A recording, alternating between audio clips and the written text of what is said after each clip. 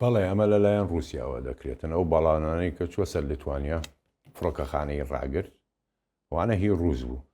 تەمانە ئەو باڵۆنانەش بۆ ئاگاداریت احتیمالە من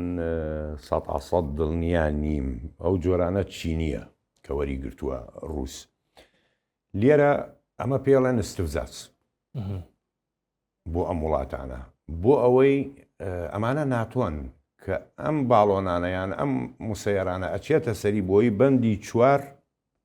تەفعیل بکەن بەندی چواری ناتۆ بەندی چوار چییە؟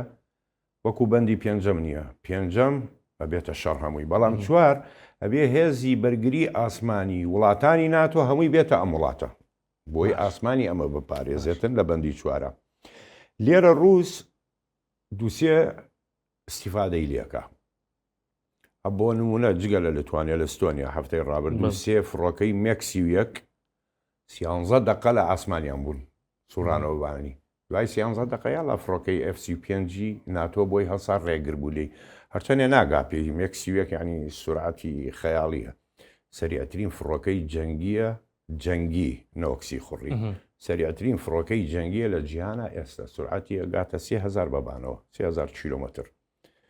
سەریعترین فڕۆکەی جەنگی ناتۆ هەمووی وڵاتان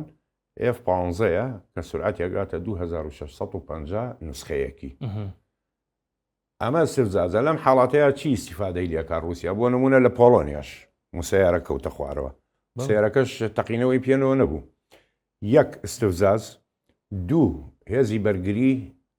ئاسمانی ئەم وڵاتانە تاقیەکاتەوە تێستێکە سێش بزانێ لە کوێیە کاتێکە ڕووبەڕووی ئەوروپا ئەبێتەوە ناتۆ ئەبێ ئەمانە هەمووی بزانێ لە کوێیە ئامادە بێتن بۆ ئەم شەڕە